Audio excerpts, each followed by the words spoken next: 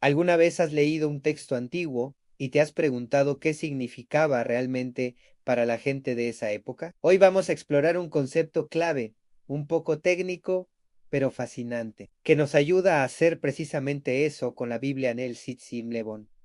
Suena complicado, ¿verdad? Es alemán y se traduce como contexto vital. Piénsalo como la clave para desbloquear el verdadero significado de los textos bíblicos. Quédate conmigo y verás cómo esta idea transforma por completo tu manera de leer las escrituras. El término Sitzim Levan fue acuñado por teólogos alemanes a principios del siglo XX. Ellos se dieron cuenta de algo fundamental.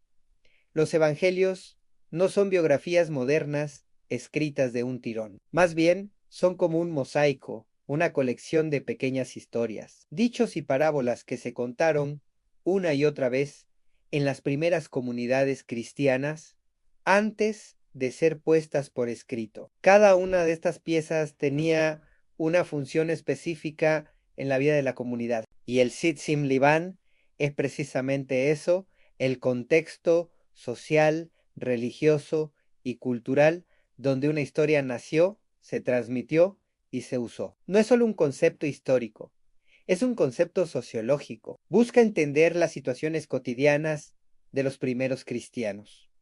Estaban celebrando un bautismo, instruyendo a nuevos conversos, defendiéndose de críticas. Cada una de estas situaciones moldeó la forma en que contaban las historias sobre Jesús para entenderlo mejor.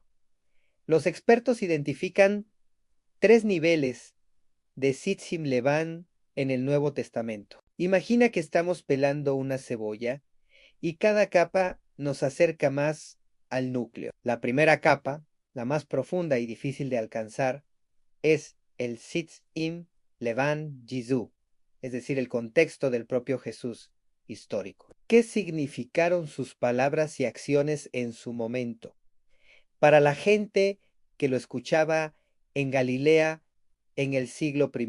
Reconstruir esto es un desafío enorme, porque todo lo que tenemos nos llega a través del filtro de la fe de sus seguidores después de la resurrección. Los estudiosos buscan dichos que suenan muy diferentes, tanto del judaísmo de la época como del cristianismo posterior, pensando que ahí podríamos tener un eco más directo de la voz original de Jesús, la segunda capa. Y quizás la más importante para la formación de los evangelios es el Sitz im Levan der Kirchia, el contexto de la iglesia primitiva. Después de la Pascua, las comunidades cristianas empezaron a reunirse, a predicar y a vivir su fe. Tenían necesidades concretas.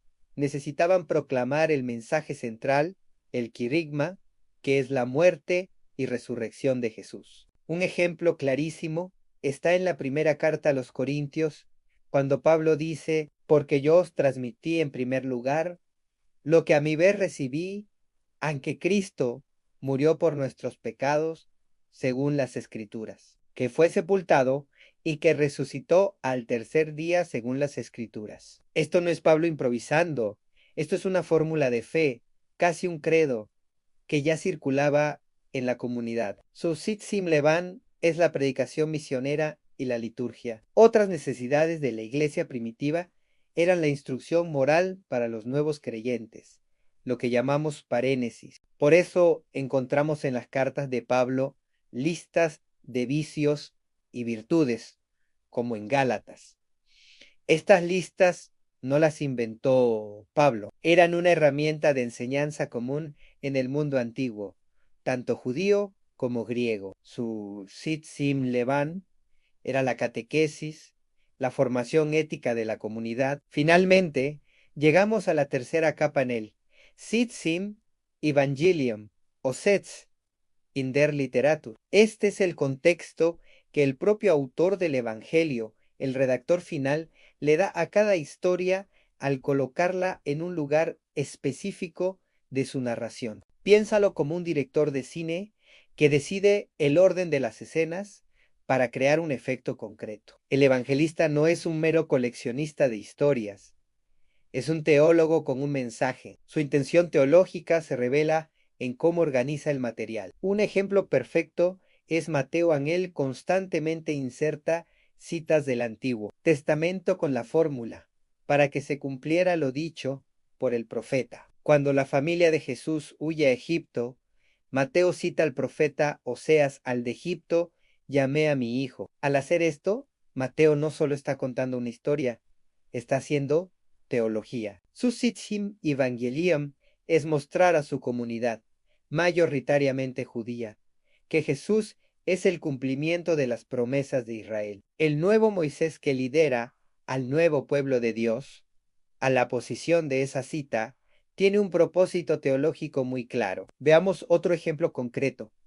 La última cena en su relato se encuentra en los Evangelios y en la carta de Pablo a los Corintios. El Sitchin Libón original de este relato no es una simple cena de despedida, sino el culto de la primera comunidad cristiana. Las palabras sobre el pan y el vino, esta es mi sangre de la nueva alianza, son una fórmula litúrgica. Suenan así porque se repetían una y otra vez en las celebraciones eucarísticas. Aluden al pacto del Sinaí en el libro del Éxodo, presentando a Jesús como el que establece una nueva y definitiva comunión entre Dios y la humanidad. El contexto de la adoración comunitaria es lo que le da forma a ese texto.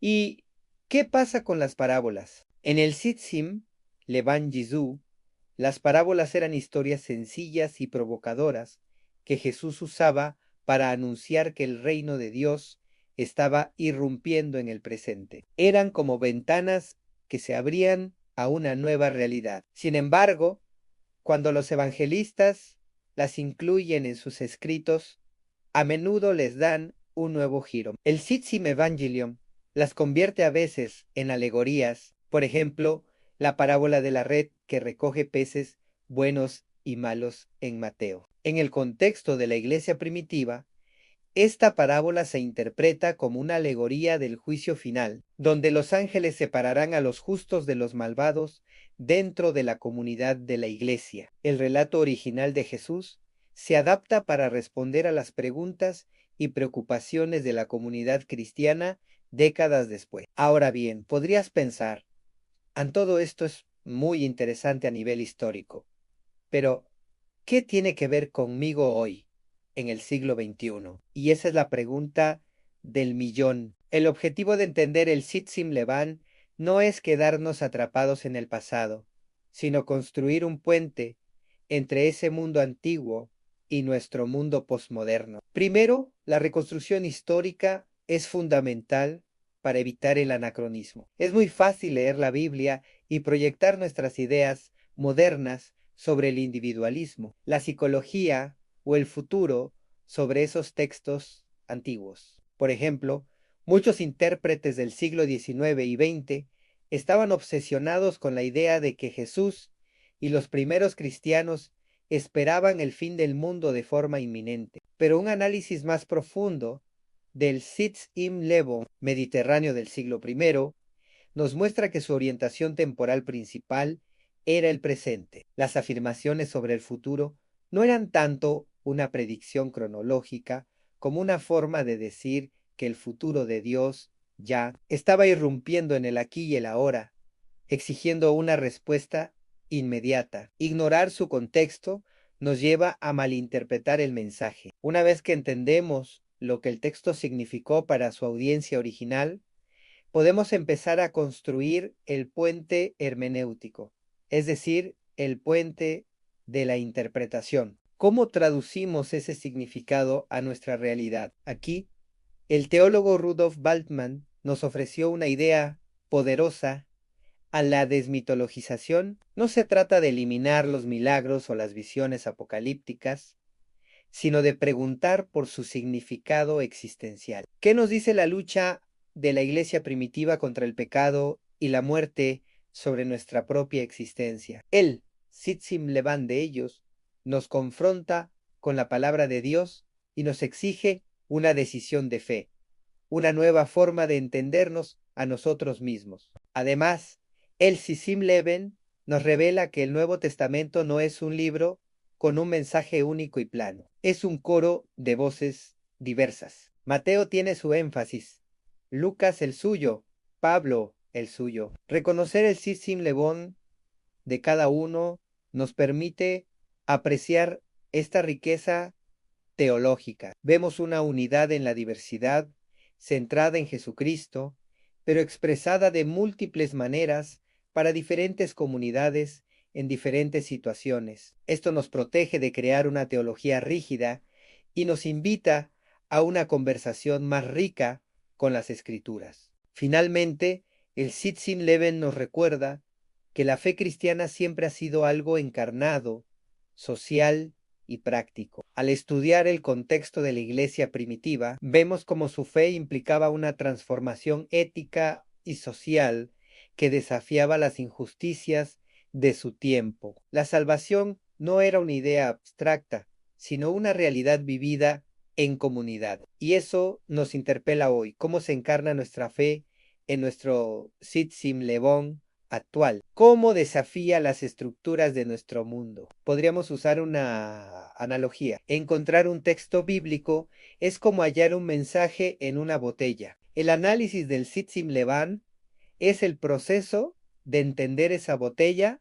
y su mensaje. Primero, examinamos el papel, la tinta, el estilo de escritura para saber de qué época es, quién lo escribió y en qué circunstancias. Ese es el contexto de Jesús y de la iglesia primitiva. Solo después de entender lo que significó para la persona que lo envió y para su destinatario original, podemos empezar a traducir su mensaje y aplicarlo a nuestra propia vida, en nuestra propia isla posmoderna. En resumen, el Sitsim Lebon es mucho más que una herramienta académica. Es una llave que nos obliga a la humildad histórica, a reconocer la distancia que nos separa del texto, pero al mismo tiempo nos proporciona la base firme para que el Evangelio, un evento histórico, pueda hablar con autoridad a nuestra existencia hoy. No se trata solo de describir la historia, sino de permitir que esa historia, la historia de la revelación de Dios en Cristo, nos transforme y nos invite a decidir cómo vivir la nuestra. Espero que esta exploración del Sitsim Lebon te haya parecido útil e inspiradora. Es un concepto que realmente puede profundizar tu lectura de la Biblia y hacerla mucho más viva y relevante. Si te ha gustado este video, no olvides darle me gusta, suscribirte al canal y activar la campanita para no perderte nuestros próximos contenidos. Gracias por acompañarme y hasta la próxima.